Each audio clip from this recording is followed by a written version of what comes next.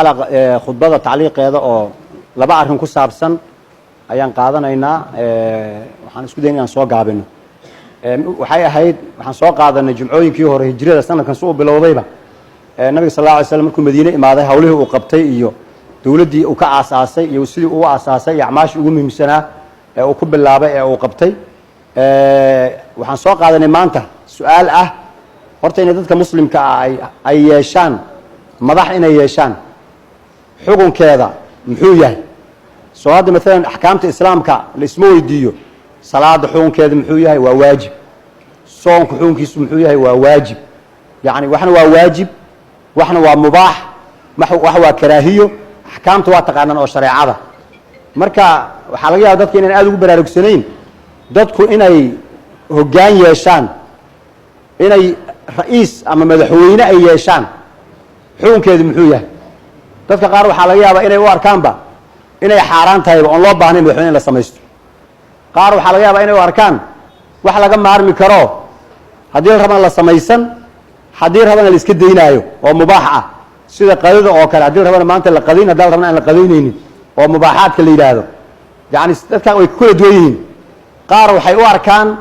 إن حكم لك شيكايو iyo sidee loo doortaa iyo maxaa waajibada laga rabaa in siyaasad loo yaqaano ayna ku haboonayn in masaajidada iyo lagu soo qaado ay ku haboon tahay oo kali ah baarlamaanka iyo golaha wasiirada kuwa jooga inay arintaas ka hadlaan oo qofkii ka hadlo oo masaajidka uga hadlo waxa leeyahay waaba sheekh waaba wadaade siyaasadda muxuu ka rabaa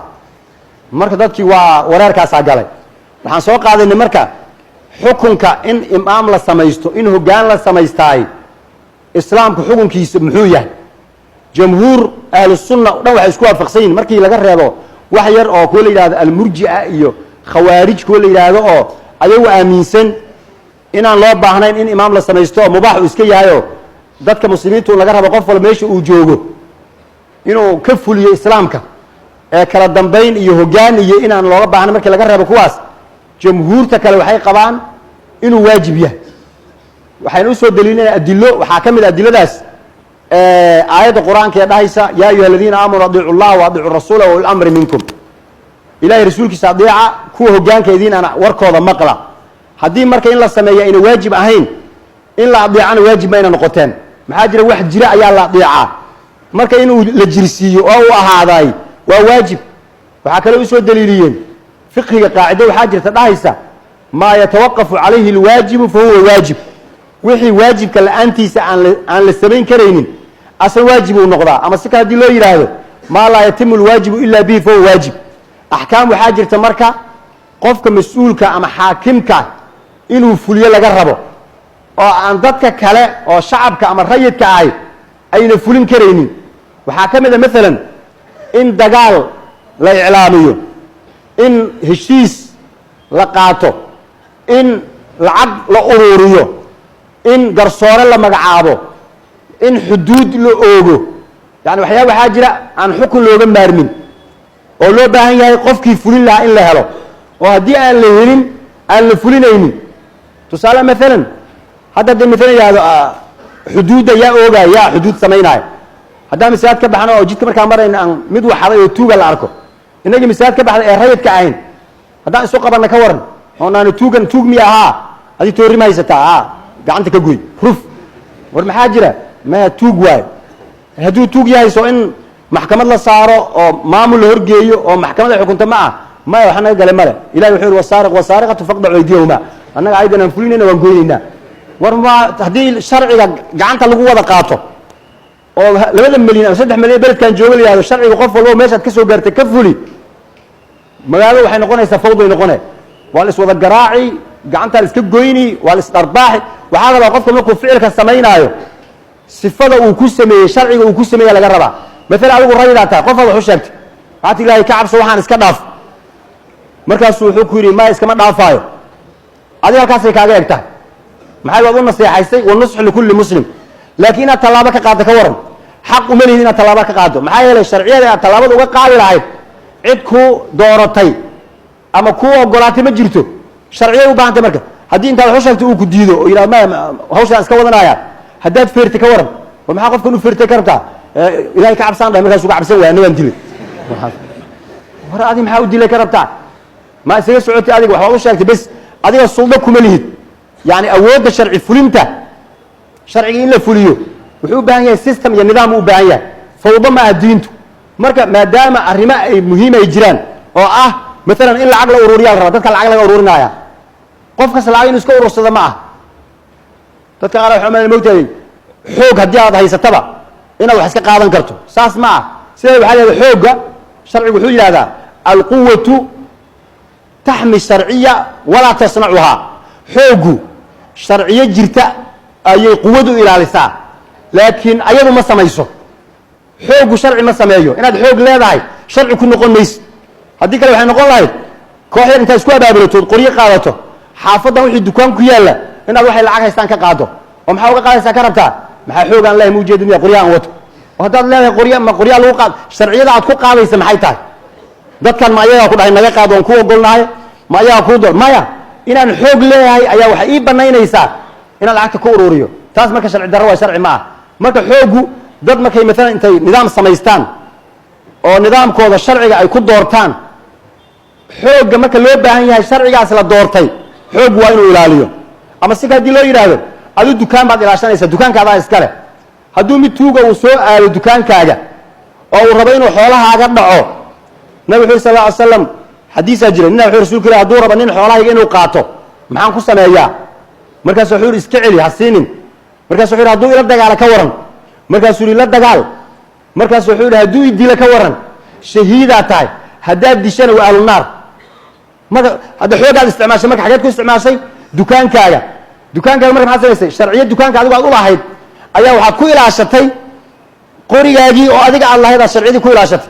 laakiin haddaad inta dukaankaaga ka soo baxaad tiraa dukaamadii wixii oo dhan man maadaama aan qori haystaan lacagta ka ururina kii ii diidana xabadan ku dhufana oo dadku intay kaa cabsadaan lacagta kaa iska siiyaan lacagtaas aad qaadatay xalaal ma ah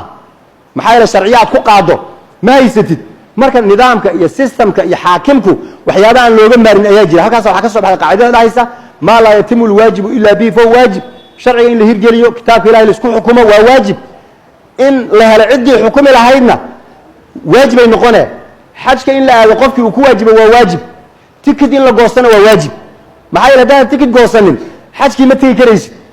markaad tikid goosato diyaarada adoo fiise lagu soo saaro ayaad bixi kartaa saasa waxa le maa laa yatimu lwaajibu ila bihi wixii waajibkii xajkaaga aad u socotay aana kuu suurtagal ahayn inaad gaartid ilaa bihi asaga inaad u marta moogi fahuwa waajib asagana waajib uu noqonaya idan imaam in la sameeyaay waa waajib qaacidadaas iyo aayaddaas qur-aanka xadiid waxaan soo qaadan nabigu uu yidhi qofkii dhinta man maata qofkii geeriyooda walaysa fii cunuqihi bayca asagoo aan system ku jirin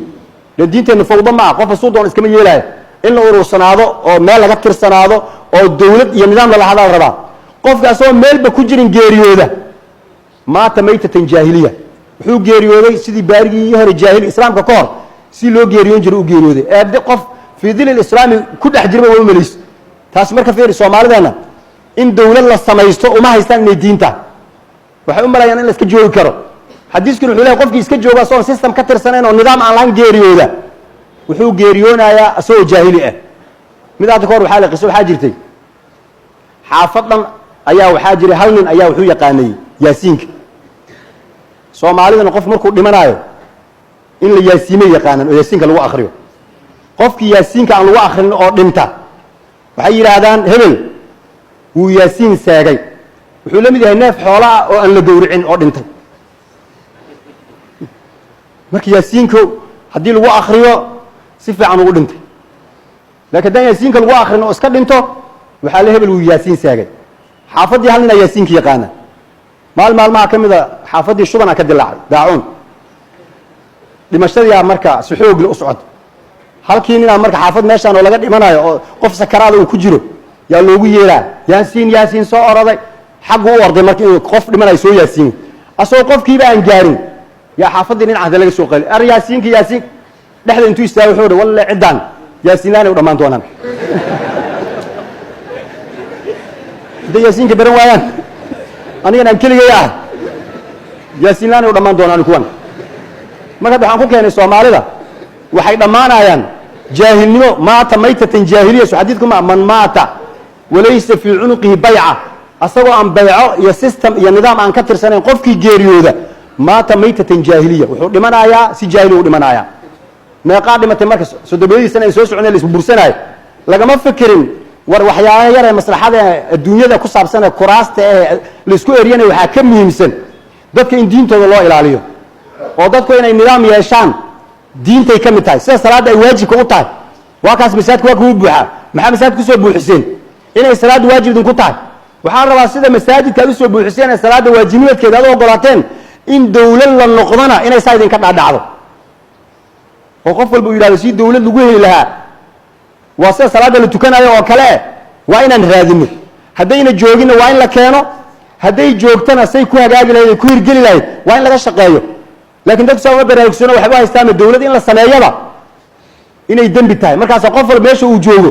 yuu qodaxda uga jebinayaa yayna nagu soo kicin tan ku jebi adna maxaad ka qaadee ninkii hadda waxaan soo xasaasana wuxuu yidhi muuna tukan jirin markaasaa nina wuxuu yidhi niyow lacag aan ku siina tuko wuu la heshiiyey halkii salaadda lacag buu kula heshiiyey 5 maalmood markuu tukanayo yuu yidhi lacagteedii isii markaasuu yidhi maanaad ii tukatay ilahay aad u tukatay waxaan ku siin maa layga leexo war anima tukan jirin adaa ii diray shaqada adaa ii geliye ee lacagtaydii isii niyow wuxuu yidhi war ani waxaan ku siini male ma beer baad ii fashay aniga markaa lacag ku siinaayo markaasuu yidhi masaas ahaa adna maxaad ka qaaday weyse ilaa aan tukan jiray 5 maalmoodba weyse ma qabin aniga marka Soomaaliya qodax isku jijibiyay idinka maanta maytatan jaahiliin ba ka qaadaysaan jaahiliin baa lagu dhamaanayaa markii si jaahilnimada looga baxo waxaa raba qof walba meeshiisa inuu yiraahdo warsaan dawlad ku noqonaa warsaan ummad ku noqonaa illa waa waajib la yiri moogtahay waajib wixii asoo in la fuliyo ma marka cidii u maleynaysa in la iska joojoogi karo yani la iska joojoogi karo inay saas waxa ku tusay asxaabta ridwaan la alayhim markuu nabiga geeriyooday nabiga ma ina duugin ilaa ay madax ka doortaan maxay waxay fahamsan yihiin banaanaanshaha meesha madaxnimada ay banaan tahay ummadda fitnada uga imaan karta iyo fawdada ka dhacaysa markaas waxay yiraahdeen horta nabiga ha inoo dambeey duugiise aan dooranno qofkii noqon lahaa mas'uul inoo noqon lahaa maxay qofka mas'uulka noqon doona ayaa wuxuu nidaamin doonaa sida nabiga loo duugaayo wuxuu soo saaray awaamir wuxuu leeyahay xilligaas aan duugayna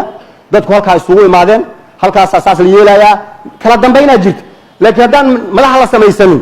oo leeyahay soo bax nabiga aan duugne wal isku khilaafa koox wuxuu leeyahay hadda aan duugno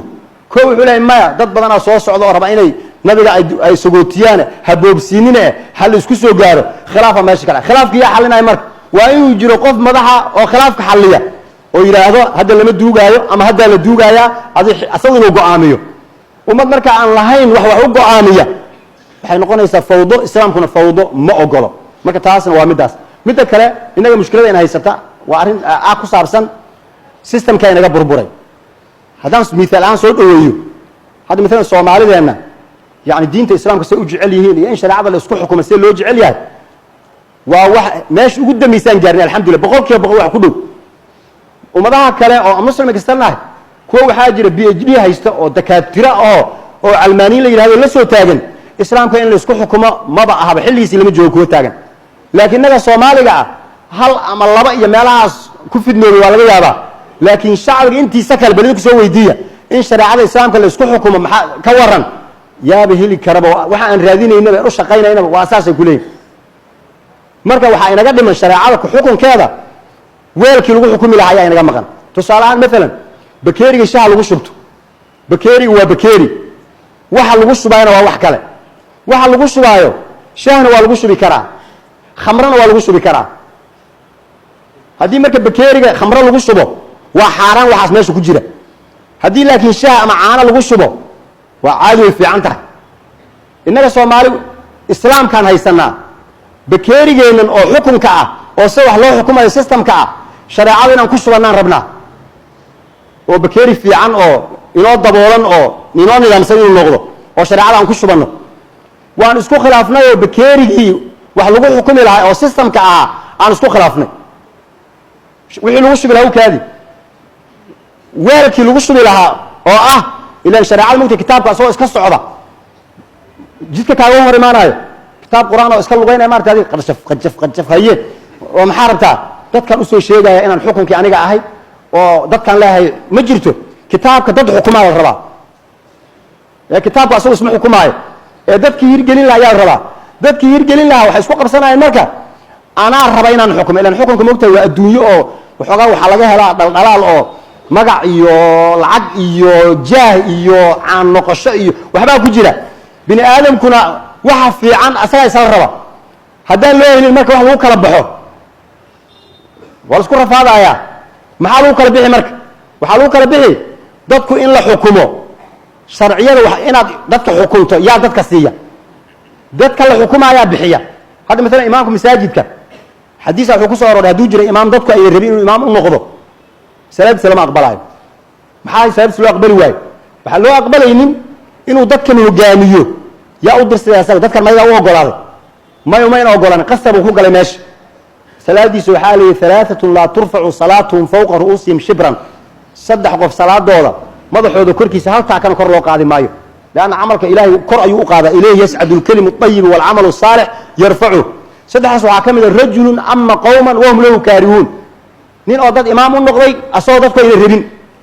xilli ay jiri jirtay hadda waa iska dhaafay oo masaajidda tirada ka batay masaajidda miyay yaraayeen mise masaajidda maamulkooda isku qabsan jiray markaas mixraabkan waa la kala xoogi jiray bari odayaashu way soo gaareen wadaada marka safku toosinaysa imaam meesha ka intuu xagga ku maqnaa istaw ku hay koo yar la inta ka soo baxay uu galay Allahu akbar salaadii ku jiraan sheekhu uu yaabay bas safkiisu dhinac ka galay dhinaciisu Allahu akbar ka wadi waa sidii lagu tukaday kaas meesha xooga ku galay marka salaadii lama aqbalay maxaa loo aqbalay salaadiisa dadweynihii uu ogolaan lahaa oo sharciyada uu saa ku yeelaya siin lahaa ayuu ka talaabsaday salaado 5 daqiiqo kaliya lagu jiraayo hadii saa loo ilaaliyo oo dadku waxayna rabin yaan lagu qasbin la yiri dawladdan oo umad yaani hogaankeeda maxaa umanaysaa waana lagu qasbina dadka ee dadku ayagu ay rabaan waa inay doortaan saasa madax lagu noqdaa marka yaani fahamkaas dadku inay wixii ayagu keenaan marka weelkii lagu shiri lahaa waa system bootay madaxweyne yaa noqonaya baarlamaan yaa noqonaya hebelooyan kadib waxa la hirgelinayaa sharcigi inagu waxa inagu dhacay marka weelkii xukunka ahaa ee systemka ahaa ee madaxweynenimada iyo wixii la xiriira ayaan isku khilaafnay maxaan sameeynay marka bakooran intaan soo qaadanay aan bakeeriga ku dhufanay bakeerigu kala daatay wuxuu kala faniinay dhinacyada kala duwan kuwa intay hore u boodeen jab bakeeriga kamid ah ay intuu la booday wuxuu leeyahay ana madaxweyne jabkaan u war dhalada ku sarayniyo san madaxweyne lagu ma noqdee waxa aad haysato waa jab bakeerigi ma aha jabkan uu ku sarin iska dhaaf ma jabkaas wax ugu iimaan kara male waa markay umadu burburayso asaas oo kale bariga andalus muslimiinta ay xukunka isku qabsan ay saas aayeen qabiil intay u kala baxaan waxay sameeyeen likulli qabilatin fiha amirul mu'minina wa minbar amirul mu'minina way sameeyeen waa qabiil hada dawladda islaamka weyneed ma waa qabiil waa magaalo likulli qabilatin fiha amirul mu'minin wa minbarna wayleeyino مثال لو خطبه لو قد عيو أمير المؤمنين كقبيلك اللهم أيد حاكمنا أيلين وغير بسئ هذا إنك سيدان نقولنا وحنا أركي سانا مامو قبلاتين اللي شيء قايو مقعهم بقى لقد يموغي وقبائل بس وانا ويوغيه أفما ما وحالي هذا ممكن مركي دوكسي جوسي لقارو محالة كان جوسي مركي لقارو حالي هذا وحالة كان بن وحالي هذا بن قدود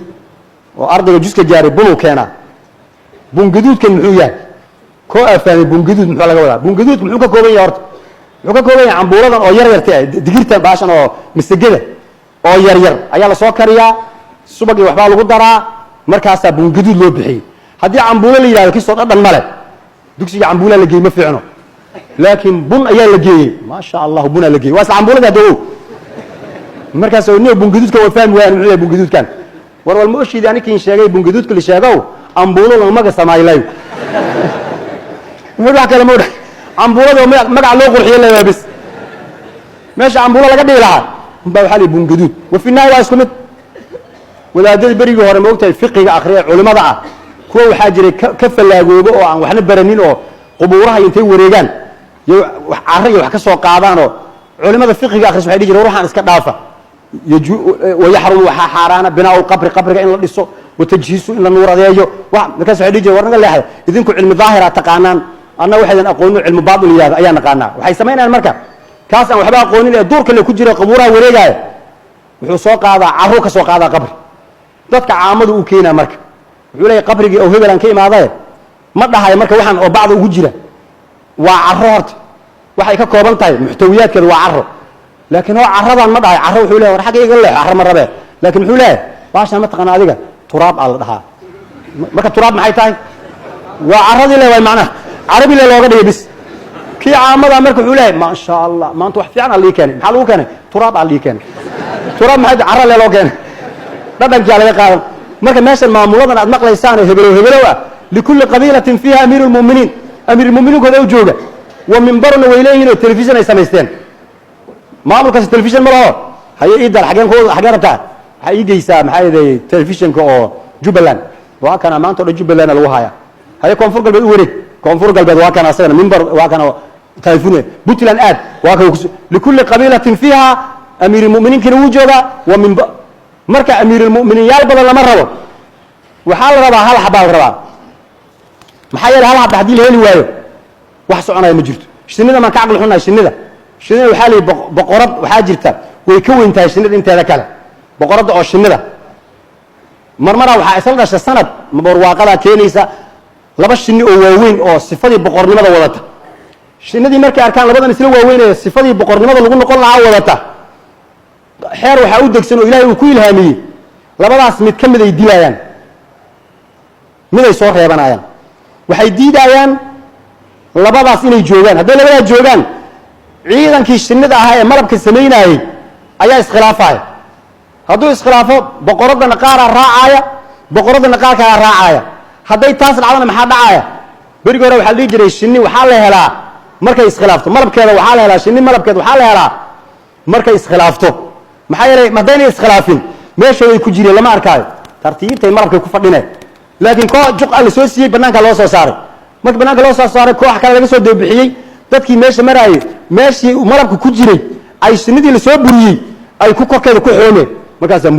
meesha marmare qof meesha maraa wala waraa meeshan wallahi malaba ku jira ma ku jira waaba la arkay malabkii marka la jabsana shinnidii masaakiinteeda waxa dhan wala la wareegay shinni marka iskhilaafto malabkeeda la helaa Soomaali marka sidaas ay nagu dhacday boqorro badan ay noo dhashay oo Soomaali ah malabkeeni marka waa la jabsaday waxaan ugu daran hada la kari laayahay Kenya la kari laayahay bariga horena Kenya ma baan la jirin hatta kuwa dagaalka loo diyaarinay kuma jiri jirin bariga dagaalkii 77 la galay waxa la jiray horta Ethiopia dhib badan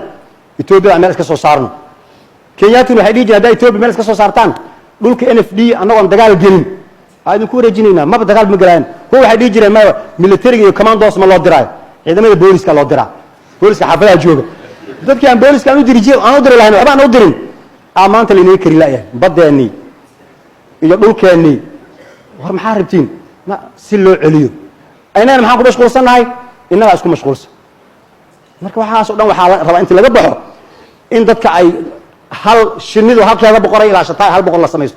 xukunka marka dadna waxaan ka hadlaynaa islaamku xukunkiisu muxuu yahay in madaxa la sameeyo imaam hal ay la sameeyo waa waajib wixii kale intaas ka baxsan qofkii sameeyay oo taala Sayyid Umar wuxuu dhigi jiray islaamnimo ma jirayso ilaa inay dadka urursamaan ma ogi la islaama biduuni jamaa umadana marka in uu ururo baan tahay wala jamaacana ma jirayso biduuni imaara hadii aan maamul loo sameeynin wala imaarata biduuni daa'a hadan qofka hogaanka loo sameeyno warkiisa aan la maqlin ayana jamaa ma jirayso heesaas yeel haduu yiraahdo mesela qofka hogaanka waxa la baa qofka hogaanka u yahay inuu haye yiraahdo laakiin hadii la sinmo la yiraahdo maya anama yeelay marka fawdan laga baxaayo cid wax noqonaysa ma jirto marka ayadoo shakhsi iyo hebel arintu ay ahayn ka mabda ahaan ka mas'ala ahaan aynu isla fahamno ummadda islaamka ahi in ay hogaan yeelataay waa waajib kitaabkay waajib ku tahay sunnaday waajib ku tahay ijmaacay waajib ku tahay oo laga soo bilaabo xilliga nabigu dawladiisa asaasay hal marna lama arkin mowqicaas oo imaamnimada ah oo banaan oo la yiri sanadkan aan iska dayno imaam yaan samaysanin dadku shacab ha iska ahaadeen xukunka qof yuu qaban ma dhicin hadduu mid tago mid kale baa bedelay hadduu mid tago mid kale baa bedelay taas waxay ku tusaysaa ahmiyada ay leedahay wada jirku iyo in hogaan la yeesho marka sidaas maanta khudbada waxay ku saabsaneed waajibnimadka in xaakim la samaysto iyo xaakimka la samaystay waajibnimadkeeda in la adeeco si ummaddu ay dhinac uga socoto hadii kale waxa imaanaysa intii la iskhilaafo ayaa la fashilmaaya awooduna way baahaysa waan la kala tagay marka Ilaahay subhanahu wa ta'ala ka baryeena ummadana inuu mideeyo wixii colaadii dhibaato ku dhex jirta Allah ka dhex saaro dadkaas muslimka ee walaalahana inuu qalbigooda ilaahay isu furo dhibaatada ilaahayna garab mariyo meel kastoon joogno ilahay nagu ammaansado dadka xabsiyada iyo dhibaatooyinka meelo badan ku haysna ilahay ka soo daayo dadka oo dhibaatada iyo baahida iyo duruufo ay hayaana waddanka gudihiisana ilahay subxana wa tacala faraj ha u furo nabadgelyo caama waddankeena allah u soo dejiyo sal allahuma calaa sayidina maxamedin wala alihi wasaxbi ajmaciin assalamu calaykum waraxmat ullahi barakatu